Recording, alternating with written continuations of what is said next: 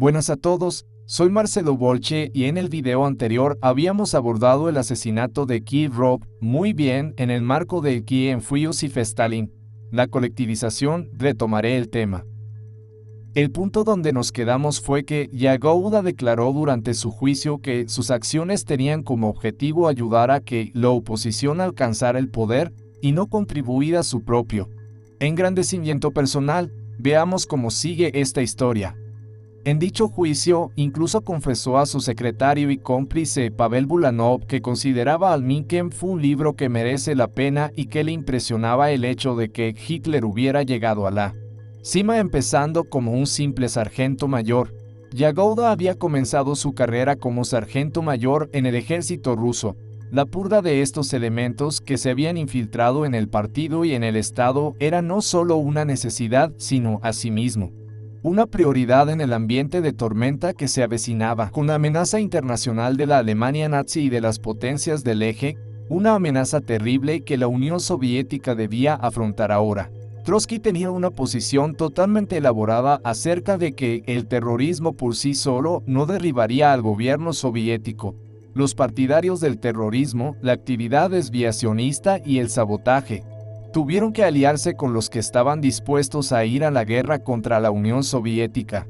Esto significaba la alianza con las potencias militares del eje, en particular Alemania y Japón. Esta alianza se consideró como un asunto de necesidad histórica para derribar a Stalin y colocar a la oposición en el poder. Incluso tuvieron lugar conversaciones secretas entre miembros de la oposición rusa y representantes de Alemania y Japón. Adolf Hitler, arengando a miles de tropas en el Congreso del Partido Nazi de Nuremberg el 12 de septiembre de 1936, proclamó públicamente su intención de invadir la Unión Soviética. El 25 de noviembre de 1936, los ministros de Asuntos Exteriores de Alemania y Japón firmaron el pacto anti-Comintern. Pero ya en la primavera y el verano de 1936, las autoridades soviéticas habían sorprendido a espías nazis, saboteadores y terroristas en una serie de incursiones por todo el país.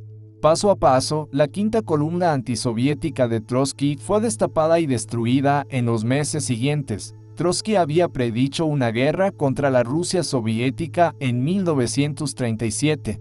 Como la conspiración fue destapada ante el mundo entero en los procesos celebrados contra el grupo terrorista trotskista sinovievista, así como en los juicios subsiguientes, Trotsky únicamente pudo lanzar sus broncas e improperios contra Stalin y la Unión Soviética. Surgieron entonces comités para defender a Trotsky, cuya plataforma de propaganda debía presentar a Trotsky como un mártir injustamente acusado. Pero pronto se reveló que dichos comités estaban compuestos por elementos antisoviéticos y fascistas que coordinaban la propaganda con el fin de desviar la atención lejos de la amenaza de guerra contra la Unión Soviética. En 1941, tras la invasión nazi de la URSS, Joseph Davies, ex embajador americano en la Unión Soviética, escribió: todos estos juicios, purgas y liquidaciones que parecieron tan violentos en aquel tiempo y sobresaltaron al mundo, ahora se revelan con bastante claridad como parte de un esfuerzo vigoroso y decidido del gobierno de Stalin para protegerse. En 1941 no había ya ningún quinta columnista en Rusia. Bueno amigos, habiendo dejado meridianamente claro el tema de la colectivización y en este contexto el asesinato de Kirov, en el próximo video les hablaré de cómo la oposición se convierte en un instrumento en manos de la reacción, el imperialismo y el fascismo. No olviden buscar en mi colección los videos que le anteceden a este para seguir el hilo conductor que les ayude a comprender en su totalidad el tema que estamos tratando. A lo largo de la historia, y principalmente después de su fallecimiento, Stalin fue el líder comunista más demonizado por propios y ajenos, y esto es un grave error. Stalin vivió un momento realmente delicado en la tarea de construcción del socialismo en la Unión Soviética. Y lejos de ser un enemigo para la clase obrera, fue un timón de acero.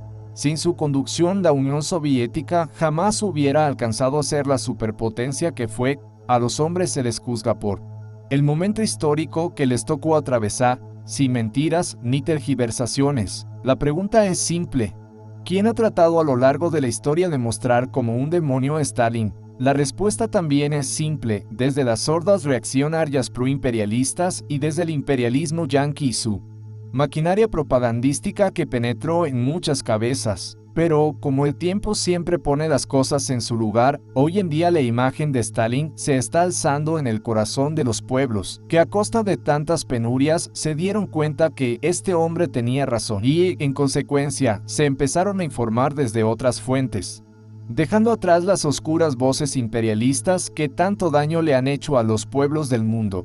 Ya Hollywood no engaña con sus efectos especiales. Pero esto lo seguiremos fundamentando en nuestros próximos encuentros.